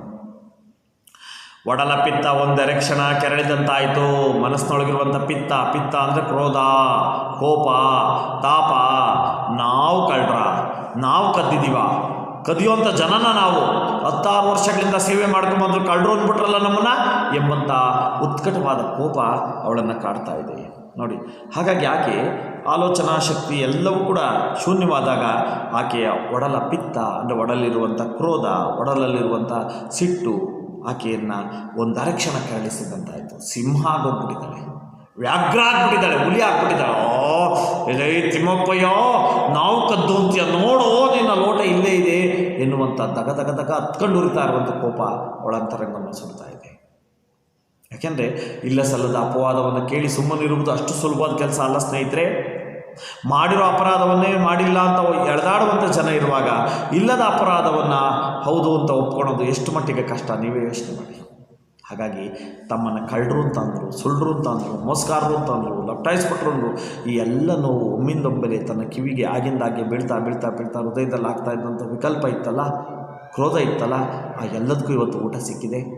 ಆ ಮೂಲಕವಾಗಿ ಇವತ್ತು ಒಂದು ಕ್ಷಣ ಆಕೆಗೆ ತನ್ನ ಒಡಲಲ್ಲಿ ಪಿತ್ತ ಒಂದರ ಕ್ಷಣ ಕೆರಳಿದಂತಾಯಿತು. ಆ ಸಂಕಟ ಉಂಡ ಜೀವಕ್ಕೆ ಅದೇನಿಸ್ತೋ, ಯಾಕೆಂದರೆ ನೋವು ಉಂಡವ್ರಿಗೆ ಗೊತ್ತು ಅದರ ನೋವು ಎಂಥದ್ದು ಅಂತ, ಆಘಾತ ಆಗಿರೋರಿಗೆ ಗೊತ್ತು ಅವರ ಆಘಾತ ಎಂಥದ್ದು ಅಂತ, ಸಮಸ್ಯೆ ಆಗಿರೋರಿಗೆ ಗೊತ್ತು ಆ ಸಮಸ್ಯೆ ಎಂಥದ್ದು ಅಂತ. ಅದಕ್ಕೆ ನಾವು ಸಮಸ್ಯೆ ಆಚೆ ನಿಂತ್ಕೊಂಡು ಪರಿಹಾರ ಹೇಳೋದು ಭಾಳ ಸುಲಭ, ಸಮಸ್ಯೆಯಿಂದ ದೂರ ನಿಂತ್ಕೊಂಡು ಅವ್ರನ್ನ ಸಮಾಧಾನ ಮಾಡೋದು ಭಾಳ ಸುಲಭ. ಆದರೆ ಸಮಸ್ಯೆ ನಿಜವಾದ ನೋವನ್ನು ಅರ್ಥ ಮಾಡ್ಕೊಳ್ಳೋದು ಭಾಳ ಕಷ್ಟ. ಹಾಗಾಗಿ ಪ್ರತಿನಿತ್ಯ ಅನುಭವಿಸಿರುವಂಥ ಆ ನೋವಿನ ವೇದನೆ ಎಂಥದ್ದು, ಸಂಕಟ ಎಂಥದ್ದು, ಅವಮಾನ ಎಂಥದ್ದು, ಒಂದು ರೀತಿ ತಿರಸ್ಕೃತವಾದ ಮಾತುಗಳೆಂಥವು ಅನ್ನೋದನ್ನು ಅನುಭವಿಸಿದ್ದಂಥ ಚಿನ್ನಮ್ಮನಿಗೆ ಅದೇನು ಅನ್ನಿಸ್ತೋ ಏನೋ, ಆ ಕ್ಷಣ ಚಿನ್ನಮ್ಮ ಥಟ್ಟನೆ ಪೂರ್ವಾಭಿಮುಖವಾಗಿ ನಡೆದಳು. ಲೋಟ ಹಿಡ್ಕೊಂಡವಳೆ, ಗಂಡ ಕೊಡ್ತಾಳೆ, ಈಗ ಲೋಟ ಕೊಡ್ತಾಳೆ ಅಂತ ಕಾಯ್ತಾ ಇದ್ದಾನೆ. ಚಿನ್ನಮ್ಮ ಮಾತ್ರ ಲೋಟವನ್ನು ವಾಪಸ್ ಕೊಡುವಂಥ ಯಾವ ಗುಣವೂ ಕಾಣ್ತಾ ಇಲ್ಲ. ತಿರುಗಿಸಿ ತನ್ನ ಮನಸ್ಸಿನಲ್ಲಿ ಏನೋ ಒಂದು ನಿರ್ಧಾರ ಮಾಡಿಕೊಂಡು ಥಟ್ಟನೆ ಪೂರ್ವಾಭಿಮುಖವಾಗಿ ನಡೆದಳು. ಪೂರ್ವಾಭಿಮುಖ ಅಂದರೆ ಹೊಳೆಯ ಕಡೆ ನಡೀತಾ ಇದ್ದಾಳೆ. ಪಶ್ಚಿಮ ಅಂದರೆ ಹೊಳೆಯಿಂದ ಆಚೆ, ಪೂರ್ವ ಅಂದರೆ ಹೊಳೆ ಕಡೆ, ಅಂದರೆ ಹೊಳೆ ಇರುವಂಥ ದಿಕ್ಕಿನ ಕಡೆಗೆ 4 ಹೆಜ್ಜೆ ಹೋಗ್ತಾ ಇದ್ದಾಳೆ. ನೀರು ಬಂತು, ನೀರೊಳಗೆ ಇಳಿತಾ ಇದ್ದಾಳೆ ನೋಡಿ. ಹಾಗಾಗಿ ಪೂರ್ವಾಭಿಮುಖವಾಗಿ ನಡೆದಳು. ಆ ಹೊಳೆಯಲ್ಲಿ 10 ಹೆಜ್ಜೆ ಹಾಕಿ 11ನೇ ಹೆಜ್ಜೆಯಡಿ ನಿಂತಳು. 1 ಹೆಜ್ಜೆ, 2 ಹೆಜ್ಜೆ, 3 ಹೆಜ್ಜೆ, 10 ಹೆಜ್ಜೆ ಹಾಕಿ ಒಳಗೆ ಹೋಗ್ಬಿಟ್ಟಿದ್ದಾಳೆ. ಒಳಗೆ ಹೋದರೆ ಎದೆ ಮಟ್ಟಕ್ಕಾನ ನೀರು ಬಂದಿದೆ. ನಿಮಗೆ ಗೊತ್ತಿರಬೇಕು, ಹೊಳೆ ಈಗ ದಬ ದಬ ಅಂತ ಹರಿತಾ ಇಲ್ಲ, ಜುಳು ಅಂತ ಹರಿತಾ ಇದೆ. ಯಾಕೆಂದರೆ ಬೇಸಿಗೆ ಎಲ್ಲೋ ಅರ್ಧ ಗುಂಡಿಯಾಗಿರುವಂಥ ಒಂದು ಜಾಗಕ್ಕೆ ಒಳಗೆ ಹೋದ್ಲು. ಇಳಿದು ಹೋಗ್ತಾ ಇದ್ದಾಳೆ. ಒಂದಷ್ಟು ಅಗಲ ನೀರು ಹರಿತಾ ಇದೆ. ಒಳಗೆ 10 ಹೆಜ್ಜೆ ಹೋದ್ಲು. 10 ಹೆಜ್ಜೆ ಇಳಿದ್ರೆ ಒಳಗೆ ಎದೆ ಮಟ್ಟಕ್ಕಾನ ಅಥವಾ ಸೊಂಟ ಮಟ್ಟಕ್ಕಾನ ನೀರು ಬಂದು ನಿಂತಿದೆ. ಆ ನೀರಿನ ಆಳಕ್ಕೆ ಹೋಗಿ ನಿಂತ್ಕೊಂಡ್ಳು ನೋಡಿ. ಹೊಳೆಯಲ್ಲಿ 10 ಹೆಜ್ಜೆ ಹಾಕಿದ್ಲು. 1, 2, 3, 4 ಅಂತ 10 ಹೆಜ್ಜೆ ಹಾಕಿ 11ನೇ ಹೆಜ್ಜೆಗೆ ಹೊಳೆ ಆಳದಲ್ಲಿ ನಿಂತವಳೆ. ಹೊಳೆ ಮಧ್ಯದಲ್ಲಿ ನಿಂತವಳೆ ನೋಡಿ. 11ನೇ ಹೆಜ್ಜೆ ಹಿಡಿ ನಿಂತಳು. ಅತ್ತ ದೂರದಲ್ಲಿದ್ದ ಹೊಳೆಯ ಆಳ ಮಡುವತ್ತ ಬೆಳ್ಳಿ ಲೋಟವನ್ನು ಬೆಸೆದೇ ಬಿಟ್ಟಳು. ಬೆಳ್ಳಿ ಲೋಟವನ್ನು ನೋಡಿದ್ಲು. ಮತ್ತೊಮ್ಮೆ ಕುದುಪನನ್ನು ನೋಡಿದ್ಲು, ದಣಿಗಳನ್ನು ನೋಡಿದ್ಲು. ಮನಸ್ಸಲ್ಲಿ ಏನೋ ನಿರ್ಧಾರ ಮಾಡಿಕೊಂಡು ಆ ಬೆಳ್ಳಿ ಲೋಟವನ್ನು ತನ್ನ ಮನಸ್ಸಿಗೆ ತಂದುಕೊಂಡು ಒಂದೇ ಸರಿ ಬೀಸಿ ಬೆಳ್ಳಿ ಲೋಟವನ್ನು ಎಸ್ತುಬಿಟ್ಲು. ಎಲ್ಲಿಗೆ ಎಸ್ತವಳಪ್ಪ ಅಂದರೆ, ಒಂದು ದೊಡ್ಡ ಆಳವಾದ ಮಡು ಇದೆ. ಮಡು ಅಂದರೆ ಆಳವಾದಂಥ ಜಾಗ. ಅದು ಬೇಸಿಗೆಯಲ್ಲೂ ಕೂಡ ಒಣಗಲಾರದಂಥ ನದಿಯ ಒಡಲು. ನದಿ ನೀರು ಹಿಂಗೆ ಹರಿತಾ ಆ ಮೆದುವಾಗಿರುವಂಥ ಮಣ್ಣೆಲ್ಲ ಕೊಚ್ಕೊಂಡು ಹೋಗಿ ಒಂದು ಆಳದ ಬಾವಿ ಥರ ಮಾಡಿಬಿಟ್ಟಿರುತ್ತೆ ಒಂದು ಜಾಗವನ್ನು. ಕೊರಕಲು ಬಾವಿ ಆಗಿರುತ್ತೆ. ಅಂಥ ಜಾಗದಲ್ಲಿ ವರ್ಷೊಂಬತ್ತು ಕಾಲ ನೀರಿರುತ್ತೆ. ಯಾವತ್ತೂ ಅದು ಖಾಲಿ ಆಗೋದೇ ಇಲ್ಲ. ಜುಳು ಅಂತ ಬರೋ ನೀರೇ ತುಂಬಿಕೊಂಡು ಅಲ್ಲಿಂದ ಮುಂದಕ್ಕೆ ಕರಿತಾ ಇರುತ್ತೆ. ಒಂದು ಬಾವಿ ಥರ ಆಗ್ಬಿಟ್ಟಿರುತ್ತೆ. ಆಲ್ಮೋಸ್ಟ್ ಆಲ್ ಅದು ಒಂದು 20-30 ಅಡಿ ಆಳದ ತನಕ ಇರುತ್ತೆ. ಯಾಕೆಂದ್ರೆ ಕೊರಕಲು ಆಗ್ಬಿಟ್ಟಿರ್ತದೆ. ಆ ಕೊರಕಲು ಜಾಗದಲ್ಲಿ ಎನಿ ಟೈಮ್ ನೀರಿರೋದ್ರಿಂದ ಆ ನೀರು ಯಾವತ್ತೂ ಖಾಲಿ ಆಗದಲ್ಲೇ ಇರೋದ್ರಿಂದ ಅಲ್ಲಿ ಯಾರೂ ಕೂಡ ಆಳವನ್ನು ನೋಡೋಕ್ಕೆ ಸಾಧ್ಯವೇ ಇಲ್ಲ. ಹಾಗಾಗಿ ನೋಡಿ, ಆಳ ಮಡುವತ್ತ ಬೆಳ್ಳಿ ಲೋಟವನ್ನು ಎಸೆದೇ ಬಿಟ್ಟಳು. ಆಳವಾದ ಮಡು ಇತ್ತಲ್ಲ, ಮಡು ಅಂದರೆ ಬಾವಿ ಥರ ಇರುವಂಥದ್ದು, ಅಥವಾ ಸುಳಿ ಬರುವಂಥ ಜಾಗವನ್ನು ಮಡು ಅಂತ ಕರಿತೀವಿ. ಕೆಸರು ಮಣ್ಣು ತುಂಬಿಕೊಂಡು ಅದು ವಿಚಿತ್ರವಾಗಿರುತ್ತೆ. ಅಲ್ಲಿ ಕಾಲಿಕ್ಕಕ್ಕೆ ಆಗಲ್ಲ. ಒಂದು 20 ಅಡಿ ಆಳ ಇರುತ್ತೆ. ಆಳದೊಳಗೆ ಹೋಗಿ ಮುಳುಗೋಗುವಂಥ ಅಪಾಯ ಇರುತ್ತೆ. ಹಾಗಾಗಿ ಅಂಥ ಜಾಗಕ್ಕೆ ಮನುಷ್ಯರು ಈಜಾಡೋಕ್ಕೂ ಕೂಡ ಹೋಗೋದಿಲ್ಲ, ಡೇಂಜರ್ ಅಂತ. ಹಾಗಾಗಿ ಅಂಥ ಜಾಗವನ್ನು ನೋಡಿದಂಥ ಆಕೆ ತನ್ನ ಶಕ್ತಿಯನ್ನು ಮೀರಿ ಆ ಒಂದು ಆಳವಾದ ಬಾವಿ ರೀತಿ ಇರುವಂಥ ಮಡುವಿಗೆ ಬೀಳುವಂತೆ ಎಸ್ದುಬಿಟ್ರು. ಆ ನದಿಯ ಕೊರಕಲಿಂದ ಉಂಟಾಗಿರುವಂಥ ಆಳವಾದ ಪ್ರದೇಶ ಅದು ಎನಿ ಟೈಮ್ ನೀರಿರುತ್ತೆ. ಬೇಸಿಗೆ ಟೈಮಲ್ಲೂ ಅದು ಖಾಲಿ ಆಗೋದಿಲ್ಲ. ಅಂದಮೇಲೆ ಆ ಬೆಳ್ಳಿ ಲೋಟ ಯಾರಿಗೂ ಸಿಗಬಾರ್ದು ಅಂತ ಆ ಒಂದು ಲೋಟವನ್ನು ಎಸ್ದುಬಿಟ್ರು. ಕಂಠದಲ್ಲಿ ಬಳ್ಳಿ ಹೊದ್ದ ಆ ಬೆಳ್ಳಿ ಲೋಟ ತೋಟದಂಚಿನ ನೆರಳಲ್ಲಿ ನಿಂತು ತನ್ನನ್ನೇ ದಿಟ್ಟಿಸುತ್ತಿದ್ದ ದಣಿಯವರ ಮೋರೆಯ ಅಸಂಖ್ಯ ಭಾವನೆಗಳನ್ನು ಓದುತ್ತಾ ಆಳದ ಮಡುವಲ್ಲಿ ನಿಧಾನಕ್ಕೆ ಮುಳುಗಿ ಹೋಯಿತು. ನೋಡಿ, ಅವಳು ಎಸ್ತಿದ ತಕ್ಷಣ ಆ ಬೆಳ್ಳಿ ಲೋಟದ ಭಾರಕ್ಕೆ ಅದು ನಿಧಾನ, ಅದು ತಿಳಿ ನೀರು ಬೇರೆ. ಮಳೆ ನೀರು ಜೋರಾಗಿ ಮಳೆ ಬರುವಾಗ ಹರಿಯುವಂಥ ನೀರಾದರೆ ಕೆಂಪಗಿರುತ್ತೆ. ಬೇಸಿಗೆಯಲ್ಲಿ ಹರಿಯುವ ನೀರು ತಿಳಿ ನೀರಾಗಿರುತ್ತೆ. ನೆಲವೂ ಕೂಡ ಕಾಣುತ್ತೆ. ನೀರಲ್ಲಿ ನೋಡಿದ್ರೆ ನೆಲದಲ್ಲಿ ಬಿದ್ದಿರುವಂಥ ಕಾಯಿನ್ಗಳೆಲ್ಲ ಕಾಣ್ತಾವೆ, ಅಷ್ಟು ಸ್ಫಟಿಕವಾಗಿರುತ್ತೆ. ಅಂಥ ನೀರಿನಲ್ಲಿ ಲೋಟವನ್ನು ಎಸ್ದಾಗ ಆ ಬೆಳ್ಳಿ ಲೋಟ ಕರ್ರ ಅಂತ ತಿರುಗ್ತಾ ಲೋಟ ನಿಧಾನಕ್ಕೆ ನೀರೊಳಗೆ ಇಳಿತಾ ಇದೆ. ಆ ನೀರೊಳಗೆ ಇಳಿತಾ ಇರುವಂಥ ಲೋಟ ಹೇಗೆ ಕಾಣಿಸ್ತಾ ಇದೆಯಪ್ಪ ಅಂದರೆ ನೋಡಿ, ತನ್ನನ್ನೇ ದಿಟ್ಟಿಸಿ ನೋಡುತ್ತಿದ್ದ ದಣಿಯವರ ಮೋರೆಯ ಅಸಂಖ್ಯ ಭಾವನೆಗಳನ್ನು ಓದುತ್ತಾ, ಅಯ್ಯಯ್ಯೋ ಲೋಟ ಎಸ್ಬಿಟ್ಲಲ್ಲ, ಅಯ್ಯೋ ಪಾಪ ಮುಂಡಿದೆ, ಲೋಟ ಎಸ್ಬಿಟ್ಲಲ್ಲ ಅಂತ ಅವನಿಗೆ ಆತಂಕ ಆಗುವಂತೆ ನೋಡ್ತಾ ಇದ್ದಳು. ಅಯ್ಯೋ ಏನು ಮಾಡಿಬಿಟ್ಲು, ಲೋಟನೇ ಎಸ್ಬಿಟ್ಲು ಅಂತ. ಕುದುಪನಿಗೂ ಆಶ್ಚರ್ಯ ಆಗಿದೆ. ಇವಳಂತೂ ನಿರ್ಧರಿತವಾದಂಥ ತನ್ನ ಮನಸ್ಥಿತಿಯಲ್ಲಿ ಲೋಟವನ್ನು ಎಸ್ತಿದ್ದಾಳೆ. ಆ ಲೋಟ ದಣಿಗಳ ಮನಸ್ಸಿನ ಅನೇಕ ಭಾವನೆಗಳನ್ನು, ಅಸಂಖ್ಯ ಭಾವನೆಗಳು. ಅಯ್ಯೋ ಕೊಡ್ತಾಳೆ ಅಂದ್ಕೊಂಡಿದ್ದೆ, ಕೊಡಲಿಲ್ಲ, ಎಷ್ಟೇ ಬಿಟ್ಲಲ್ಲಪ್ಪ, ಮುಳುಗೆ ಹೋಯ್ತಲ್ಲಪ್ಪ, ಇವಳಿಗೆಷ್ಟು ಅಹಂಕಾರ ಇರಬೇಕು, ಕೊಟ್ಟಿದ್ರೆ ಇವಳು ದಣಿಯನ್ನು, ಇವಳು ಕೊಟ್ಟಿದ್ರೆ ಇವತ್ತಿಂದ ನಾನು ಪಡಿ ಕೊಡ್ತಾ ಇರಲಿಲ್ವೇ ಅನ್ನೋಂಥ ಅನೇಕ ಭಾವನೆಗಳನ್ನ. ಯಾಕೆಂದರೆ ನಿನಗೆ ದಕ್ಕ ಕೂಡ್ದು, ನನಗೆ ಅವಮಾನ ಮಾಡಿ ನನಗೆ 2 ವರ್ಷಗಳ ಪಡಿ ಇಲ್ದಂಗೆ ಮಾಡಿದ್ಯಲ್ವಾ, ಹಾಗೆ ನಿನ್ನ ಜೀವನ ಪೂರ್ತಿ ಈ ಒಂದು ಬೆಳ್ಳಿ ಲೋಟ ನಿನಗೆ ಸಿಗಬಾರ್ದು. ಇದು ಪ್ರತಿಜ್ಞೆ, ಬಡವರ ಹೋರಾಟ. ಬಡತನದ ಬೇಗೆಯಲ್ಲಿ ಬೆಂದಿರುವಂಥ ಚಿನ್ನಮ್ಮನ ಹೃದಯದಲ್ಲಿ ಬಂದಂಥ ಬಹಳ ದೊಡ್ಡ ಜ್ವಾಲಾಮುಖಿ ಇದು. ನನ್ನ ಮರ್ಯಾದೆಯನ್ನು ತೆಗೆದ ವಸ್ತು ನಿನಗೆ ಸಿಕ್ಕಿ ಆನಂದ ಕೊಡದು. ನಾನು ಹೇಗೆ ಈ ವಸ್ತುವನ್ನು ಕಳೆದು ಸಂಕಟ ಪಡ್ತಾ ಇದ್ದೀನೋ ಹಾಗೆ ಜೀವನ ಪೂರ್ತಿ ಬೆಳ್ಳಿ ಲೋಟ ಇಲ್ಲದಂಥ ಸಂಕಟ ನಿನ್ನನ್ನು ಕಾಡಬೇಕು ಅಂತ ಆ ಲೋಟವನ್ನು ತೆಗೆದು ಬೀರಿ ಎಸೆದೇ ಬಿಟ್ಟಳು. ಯಾಕೆಂದರೆ ಆ ಲೋಟವನ್ನು ಎಸೆಯುವ ಅಧಿಕಾರ ಚಿನ್ನಮ್ಮನಿಗಿದೆ. ಆ ಲೋಟ ಇಲ್ಲ ಅನ್ನುವಂಥ ಕಾರಣಕ್ಕಾಗಿ ಅವಳು 3 ಬೇಸಿಗೆವರೆಗೂ ಪಡಿಯಿಲ್ಲದೆ ಕೆಲಸ ಮಾಡ್ತೀನಿ ಅಂತ ಒಪ್ಕೊಂಡಿದ್ದಾಳೆ. ಹಾಗಿದ್ದಾಗ ಅವಳು ಆ ಲೋಟದ ಮೇಲೆ ಪರಿಪೂರ್ಣವಾದ ಹಕ್ಕಿರೋದ್ರಿಂದ ಆ ಲೋಟವನ್ನು ತೆಗೆದು ನೀರಿನ ಆಳಕ್ಕೆ ಎಸೆಯುವಂಥ ಅಧಿಕಾರ ಆಕೆಗಿದೆ. ಗೌಡ ಯಾಕೆ ಎಸ್ತೆ ಅಂತ ಕೇಳಂಗಿಲ್ಲ. ಯಾಕೆ ಚಿನ್ನಮ್ಮ ಆ ಬೆಳ್ಳಿ ಲೋಟ ಎಸ್ಬಿಟ್ಟೆ? ನನ್ನಿಷ್ಟ ಕಣ್ರಿ, ಆ ಬೆಳ್ಳಿ ಲೋಟ ಕಳೆದೋಯ್ತು ಅಂತ ನಾನು 3 ಬೇಸಿಗೆವರೆಗೂ ಪಡಿಯಿಲ್ದಲ್ಲೇ ಕೆಲಸ ಮಾಡ್ತೀನಿ ಅಂತ ಒಪ್ಕೊಂಡ್ಮೇಲೆ ಆ ಬೆಳ್ಳಿ ಲೋಟದ ಮೇಲೆ ಪರಿಪೂರ್ಣವಾದ ಅಧಿಕಾರ ನನಗಿದೆ.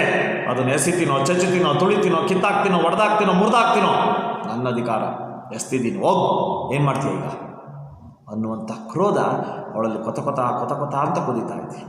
ಬನ್ನಿ, ಹಾಗಾಗಿ ಆ ದಣಿಗಳ ಮುಖದಲ್ಲಿ ಉಂಟಾದಂಥ ಸಾವಿರಾರು ಭಾವನೆ, ಅಸಂಖ್ಯಾತವಾದವು. ಅಯ್ಯೋ ಎಷ್ಟೇ ಬಿಟ್ಲ, ಅಯ್ಯೋ ಮುಳುಗೋಗ್ತಾ ಇದ್ದೆ, ಅಯ್ಯೋ ಪಾಪ ಮುಂದೆ ಎಂಥ ಕೆಲಸ ಮಾಡಿಬಿಟ್ಲು, ಕೊಟ್ಟಿದ್ರೆ ಅವಳಿಗೆ ಪಡಿ ಕೊಡ್ತಾ ಇದ್ನಲ್ಲ, ನಾನೇನೋ ಗೊತ್ತಿಲ್ಲದಲ್ಲೇ ಕಳ್ಳರು ಅಂದ್ಬಿಟ್ಟೆ, ಅಯ್ಯೋ ಹಿಂಗಾಗೋಗ್ಬಿಡ್ತಾ ಅನ್ನೋಂಥ ಸಾವಿರಾರು ಭಾವನೆಗಳು ಏಕಕಾಲದಲ್ಲಿ ಅವನ ಮನಸ್ಸಿನಲ್ಲಿ, ಮುಖದಲ್ಲಿ ಗಿರ್ಕಿ ಹೊಡಿತಾ ಇದ್ದಾವೆ ನೋಡಿ. ಹಾಗಾಗಿ ಅತ್ತ ದೂರದಲ್ಲಿದ್ದ ಕಂಠದಲ್ಲಿ ಬಳ್ಳಿ ಬಿಟ್ಟಿದ್ದ ಬೆಳ್ಳಿ ಲೋಟ, ನೆರಳಲ್ಲಿ ನಿಂತಿದ್ದ ತನ್ನನ್ನೇ ದಿಟ್ಟಿಸುತ್ತಿದ್ದ ದಣಿಗಳು ಮೋರೆಯ ಅಸಂಖ್ಯ ಭಾವನೆಗಳನ್ನು ಓದುತ್ತಾ ಆಳದ ಮಡುವಲ್ಲಿ ನಿಧಾನವಾಗಿ ಮುಳುಗಿ ಹೋಯಿತು. ಹಂತವಾಗಿ ಇಳಿತಾಯ್ತು. ನೀರಿನ ಸ್ವಲ್ಪ ಹತ್ತಡಿ ಆಳಕ್ಕೆ ಹೋಗೋವರೆಗೂ ಕಾಣಿಸ್ತಾ ಆಮೇಲೆ ಮರೆ ಆಗ್ಬಿಡ್ತು ನೋಡಿ, ಮುಳುಗಿ ಹೋಯಿತು. ಚಿನ್ನಮ್ಮ ಹೊಳೆಯ ನೀರಲ್ಲೊಮ್ಮೆ ಸಂಪೂರ್ಣ ಮುಳುಗಿ ಮೇಲೆ ಎದ್ದು ನಿಂತಳು. ಅವಳು ಕೂಡ ನೀರೊಳಗೆ ಮುಳುಗಿ ಮೇಲಕ್ಕೆ ಎದ್ದು ನಿಂತು. ಗಂಡ ಕುದುಪನಿಗೆ ಆಶ್ಚರ್ಯ, ನನ್ನ ಹೆಂಡತಿ ಯಾಕೆ ಹಿಂಗೆಲ್ಲ ಮಾಡ್ತಾವಳೆ ಅಂತ. ಆದರೆ ಚಿನ್ನಮ್ಮನಿಗೆ ಇದೊಂದು ನಿರ್ಧಾರ, ಏನು, ಇಲ್ಲಿಗೆ ನಮ್ಮ ಸೂತ್ಕ ಅರಿತು, ನಾವು ಕಳ್ಳರು ಎಂಬ ಸೂತ್ಕ ಅರಿತು. ನಾಳೆ ಯಾವನಾದರೂ ಬಂದು ಏನೇ ಬೆಳ್ಳಿ ಲೋಟ ಕದ್ರಂತೆ ಅಂದರೆ ಮಾನ ಮರ್ಯಾದೆಯಿಂದ ಮಾತಾಡಿ. ನಾವು ಬೆಳ್ಳಿ ಲೋಟ ಕದ್ದಿಲ್ಲ ಅನ್ನೋದು ಗೌಡ್ರಿಗೆ ನೆನೆ ಗೊತ್ತಾಗೈತೆ, ಬೇಕಾದ್ರೆ ಕೇಳ್ರಿ ದಣಿಗಳ ಮುಂದೆಯೇ ಆ ಲೋಟವನ್ನು ಈ ಮಡುವಳಿಕೆ ಎಸ್ತಿದ್ದೀನಿ, ಬೇಕಾದ್ರೆ ಹುಡುಕಳ್ರಿ. ಯಾಕೆಂದ್ರೆ ನಾನು ಕದ್ದವಳಲ್ಲ, ಕಳ್ಳತನ ನನಗೆ ಬರೋದಿಲ್ಲ, ಕಳ್ಳತನ ಮಾಡುವ ಕೆಟ್ಟ ಸ್ವಭಾವ ನಮ್ಮ ಕುಟುಂಬಕ್ಕಿಲ್ಲ. ಹಾಗಾಗಿ ಇವತ್ತಿಗೆ ನಮ್ಗೆ ಹತ್ತಿದ್ದಂಥ ಅನಿಷ್ಟ, ನಾವು ಕಳ್ಳರು ಎಂಬ ಅನಿಷ್ಟ ಈ ನೀರಿನಲ್ಲೇ ತೊಳೆದು ಹೋಯಿತು ಅಂತ ಆಕೆ ಮುಳುಗೆದ್ದು ತನ್ನ ದೇಹದ ಮೇಲೆ, ತನ್ನ ಮನಸ್ಸಿನ ಮೇಲೆ ಮತ್ತು ತನ್ನ ಕುಟುಂಬದ ಮೇಲೆ ಬಂದಿದ್ದಂಥ ಅಪವಾದವನ್ನು ತೊಳ್ಕೊಂಡೆ ಅನ್ನುವಂಥ ಪವಿತ್ರತಮ ಭಾವನೆಯನ್ನು ವ್ಯಕ್ತಪಡಿಸ್ತಾ ಇದ್ದಾಳೆ. ಇಲ್ಲಿಗೆ ಈ ನೀರಲ್ಲಿ ಮುಳುಗಿ ನನಗೆ ಬಂದಿದ್ದ ಎಲ್ಲ ಅನಿಷ್ಟವನ್ನು ತೊಳ್ಕೊಂಡೆ ಅಂತ ಅವಳ ಹೊಳೆಯಲ್ಲಿ ಮುಳುಗಿ ಎದ್ದು ನಿಂತರು. ನೆರಳಲ್ಲಿದ್ದ ದಣಿಯವರು ತಾವು ಒದ್ದುಕೊಂಡಿದ್ದ ಒಲ್ಲಿಯಿಂದ ಮುಖಕ್ಕೆ ಗಾಳಿ ಬೀಸಿಕೊಂಡರು. ಇನ್ನು ಸೈಡಲ್ಲಿ ನಿಂತಿದ್ದಂಥ ಆತ, ಅಯ್ಯೋ ಬೆಳ್ಳಿ ಲೋಟ ಕೊಡ್ತಾಳೆ ಅಂದ್ಕೊಂಡ್ರೆ ನೀರೊಳಗೆ ಎಸ್ಬಿಟ್ಲಲ್ಲಪ್ಪ ಇವಳು ಮನೆ ಹಾಳಾಗೋಗ ಎಂಥ ಕೆಲಸ ಮಾಡಿಬಿಟ್ಲಲ್ಲಪ್ಪ ಅಂತ ಆ ಗಾಬರಿಗೆ ಮುಖ ತುಂಬ ಬೆವರು ಬಂದಿತ್ತಲ್ಲ, ಆ ಮುಖ ತುಂಬ ಬೆವರು ಬಂದಿರೋದನ್ನ ತನ್ನ ಒಲ್ಲಿ ಬಟ್ಟೆಯಿಂದಲೋ ತನ್ನ ಟವಲಿಂದಲೋ ಒರೆಸ್ಕೊಂಡು ಹಾಗೆ ಕುಸ್ತು ಚೇರ್ ಮೇಲೆ ಕೂತ್ಕೊಂಡ್ರು. ಅಲ್ಲಿಗೆ ಗದ್ಯ ಮುಕ್ತಾಯವಾಯಿತು. ಇದ್ರ ವಿಚಾರ ಇಷ್ಟೇ ಸ್ನೇಹಿತರೆ. ಬಡವ ಯಾವತ್ತು ಮರ್ಯಾದೆಗೋಸ್ಕರ ಬದುಕ್ತಾನೆ. ಮರ್ಯಾದೆ ಇಲ್ಲದಂಥ ಪರಿಸ್ಥಿತಿ ಬಂದಾಗ ಬಡವ ಪ್ರಾಣ ಕೊಡ್ತಾನೆ ಹೊರತು ಬದುಕಲಿಕ್ಕೋಸ್ಕರ ಒದ್ದಾಡೋದಿಲ್ಲ. ಇದರ ಅರ್ಥ ಇಷ್ಟೇ, ಯಾವತ್ತೇ ಆಗಲಿ ಮನುಷ್ಯ ವ್ಯಕ್ತಿತ್ವವನ್ನು ನಿರ್ಮಾಣ ಮಾಡ್ಕೋಬೇಕೇ ಹೊರತು ವ್ಯಕ್ತಿತ್ವವನ್ನು ಸರ್ವನಾಶ ಮಾಡ್ಕೋಬಾರ್ದು. ತಾವೆಂತಹ ಸಂಕಷ್ಟದ ಸ್ಥಿತಿಯಲ್ಲಿದ್ದರೂ ಕೂಡ ಬೇರೆಯವರ ವಸ್ತುವಿಗೆ ಆಸೆ ಪಡಬಾರ್ದು ಮತ್ತು ಆ ವಸ್ತುವಿನ ವಿಚಾರದಲ್ಲಿ ನಾವು ಎಚ್ಚರಿಕೆಯಾಗಿರಬೇಕು ಅನ್ನುವಂಥದ್ದು. ಇಲ್ಲಿ ನೋಡಿ, ಆಕೆ ಆ ಲೋಟವನ್ನು ಎಸ್ತಿದ್ದೇನಪ್ಪ, ಪ್ರತಿಭಟನೆ. ತನ್ನ ಒಡೆಯನಿಗೆ ಅದನ್ನು ವಾಪಸ್ ಕೊಟ್ಟಿದ್ರೆ ಅವನಿಗೆ ಲೋಟ ಸಿಗ್ತಿತ್ತು, ನಮಗೋದಂಥ ಮರ್ಯಾದೆಗೆ ಬೆಲೆಯಲ್ಲಿ ಸಿಗ್ತಿತ್ತು. ಆ ಬೆಲೆ ಕೊಡುವ ಶಕ್ತಿ ಆತನಿಗಿಲ್ಲ. ಹಾಗಾಗಿ ಮರ್ಯಾದೆ ಹೋಗಿದೆ ಅನ್ನೋದೇ ಸತ್ಯ ಅನ್ನೋದಾದರೆ ನಾಳೆಯಿಂದ ಈ ಮರ್ಯಾದೆಯನ್ನು ಕಾಪಾಡ್ಕೊಳ್ಳೋದು ಹೆಂಗೆ ಅಂತ ಗೊತ್ತು. ನಾವು ಕದ್ದಿಲ್ಲ, ಬೇಕಾದ್ರೆ ಒಳೆಯಲ್ಲಿದೆ, ಹೋಗಿ ಹುಡಿಕೊಳ್ಳಿ ಅಂತ 4 ಜನ ಕೇಳೋಣ. ಸಾಕ್ಷಿ ಯಾರು ಅಂದರೆ ನಿಮ್ಮ ಗೌಡನೇ ಇದ್ದ, ಕೇಳು, ಅಲ್ಲೇ ನಿಂತಿದ್ದ ಅಂತ ಧೈರ್ಯವಾಗಿ ಹೇಳಕ್ಕೊಂದು ಆಧಾರ ಸಿಕ್ಕಿದೆ. ಅಲ್ಲದೆ ಗೌಡನ ಮುಂದೆಯೇ ಇವ್ರು ಮಣ್ಣೋರುವಾಗ ಅಲ್ಲೊಂದು ಲೋಟ ಸಿಕ್ಕಿದೆ ಅಂದಮೇಲೆ ಅದು ಒಳಗೆ ಇತ್ತು ಅನ್ನೋದು ಕನ್ಫರ್ಮ್ ಆಗಿದೆ. ಅಂದಮೇಲೆ ನಾವು ಕಳ್ಳರಲ್ಲ. ಜಗತ್ತನ್ನು ನಂಬಿಸಿ ಬದುಕಬೇಕಾಗಿಲ್ಲ, ದೇವ್ರನ್ನ ನಂಬಿಸಿ ಬದುಕೋಣ ಸಾಕು. ಹಾಗಾಗಿ ನಾವು ಕಳ್ಳರಲ್ಲ ಅನ್ನೋದು ಗೌಡನ ಮುಂದೆನೇ ಸಾಬೀತಾಗಿದೆ. ಇನ್ನು ನಾನು ಯಾರಿಗೂ ಚಿಂತೆ ಮಾಡಲ್ಲ, ಇವತ್ತಿಗೆ ನಮ್ಮ ಅನಿಷ್ಟವೆಲ್ಲ ತೀರ್ತು ಅಂತ ಅಂದು ಆಕೆ ತನ್ನ ತಲೆ ಮೇಲೆ ನೀರನ್ನು ಸುರ್ಕೊಂಡು ಅದೇ ಹೊಳೆಯಲ್ಲಿ ಸ್ನಾನವನ್ನು ಮಾಡಿ ಮೇಲಕ್ಕೆ ನಿಂತ್ಕೊಂಡ್ಲು. ಗೌಡರಿಗೆ ದಿಗ್ಭ್ರಮೆ ಆಗೋಯ್ತು. ಅಯ್ಯೋ ಸಾವಿರಾರು ರೂಪಾಯಿ ಬೆಲೆ ಬಾಳುವಂಥ ಬೆಳ್ಳಿ ಲೋಟವನ್ನು ಎಸ್ಬಿಟ್ಲಲ್ಲ ಅಂತ ಆತ ಕೂಡ ಕೂತ್ಕೊಂಡ. ಮಕ್ಕಳೇ, ಇದೊಂದು ಗದ್ಯ. ಶೂದ್ರತಮಕ್ಕೆ ಒಳಗಾದಂತಹ ಸಹಜವಾದಂಥ ಒಂದು ವರ್ಗ ಹೇಗೆಲ್ಲ ಅನಿಷ್ಟತಮವಾದಂಥ ಒತ್ತಡಗಳನ್ನ ಅನುಭವಿಸುತ್ತೆ, ಉಳ್ಳವರು ಹೇಗೆಲ್ಲ ಇಲ್ಲದವರ ಮೇಲೆ ದಬ್ಬಾಳಿಕೆ ಮಾಡ್ತಾರೆ ಅನ್ನುವಂಥ ಒಂದು ಸೂಕ್ಷ್ಮತೆಯನ್ನು ಪರಿಚಯಿಸುವಂಥ ಒಂದು ವಿಶೇಷವಾದ ಗದ್ಯವೇ ದಣಿಗಳ ಬೆಳ್ಳಿ ಲೋಟ. ಅಲ್ಲಿಗೆ ದಣಿ ಈ ಒಂದು ಮುಕ್ತಾಯವಾಯಿತು. ಈ ಒಂದು ತರಗತಿಯಲ್ಲಿ ಹಾಜರಾಗಿರುವಂಥ ಎಲ್ಲ ವಿದ್ಯಾರ್ಥಿಗಳಿಗೆ ಈ ಒಂದು ತರಗತಿಯ ಮತ್ತು ಈ ಪಾಠದ ಅಷ್ಟು ನೋಟ್ಸನ್ನು ಬೇಗ ನೀವೇ ರೆಡಿ ಮಾಡ್ಕೊಳ್ಳಿ. ಇನ್ನೇನಿನ್ನ ಮುಂದಿನ ತಿಂಗಳೊಳಗೆ ನಿಮಗೆ ಇನ್ನೊಂದು 50 ಅಂಕಗಳ ಕಿರುಪರೀಕ್ಷೆ ಮಾಡೋದಿದ್ದೀವಿ. ಅದಕ್ಕೆ ಆದಷ್ಟು ಬೇಗ ಸಿದ್ಧತೆ ಮಾಡಿಕೊಳ್ಳಿ ಅಂತ ಹೇಳ್ತಾ, ಮನೆಯಲ್ಲಿರಿ, ಸೇಫ್ ಆಗಿರಿ, ಡಿಸ್ಟೆನ್ಸ್ ಆಗಿರಿ, ರೋಗ ಬರದಂಗೆ ನೋಡ್ಕೊಳ್ಳಿ. 7ನೇ ತಾರೀಕಿಂದ ಏನೋ ಒಂದು ಸ್ವಲ್ಪ ಇಂಟ್ರ್ಯಾಕ್ಟ್ ಮಾಡೋಣ ನಿಮ್ಮ ಜೊತೆ ಅಂತ ಅಂದ್ಕೊಂಡಿದ್ದೀವಿ. ಅಂಥ ಅವಕಾಶ ಸಿಕ್ಕಿದಾಗ ಸ್ಪಂದಿಸಿ ಅಂತ ಹೇಳ್ತಾ, ದೇವರು ನಿಮ್ಮನ್ನು ಚೆನ್ನಾಗಿಟ್ಟಿರಲಿ, ಎಲ್ಲರಿಗೂ ಒಳ್ಳೆಯದಾಗಲಿ. ಇವತ್ತಿಗೆ ಗದ್ಯ ಮುಕ್ತಾಯ ಆಗಿದೆ. ಹಾಗೆ ನಿಮ್ಮೆಲ್ಲರಿಗೂ ಕೂಡ 57ನೇ ಆನ್ಲೈನ್ ತರಗತಿಗೆ ವಿದಾಯವನ್ನು ಹೇಳ್ತಾ ಇದ್ದೀನಿ. ಜೈ ಹಿಂದ್, ಜೈ ಕರ್ನಾಟಕ ಮಾತು.